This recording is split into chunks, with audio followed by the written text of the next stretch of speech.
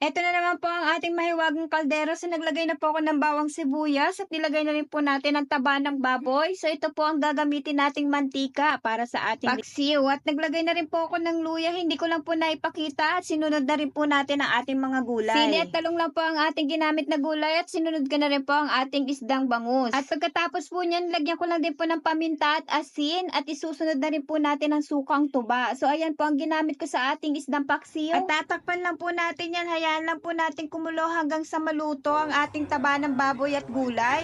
Ito ay napakadaling lutuin. Simpleng ulam pero mapaparami ka ng kain. So yun naman po. Sana nagustuhan nyo ang aking isdang paksiw. Ano pang inaantay natin? Tara! Kain na po tayo!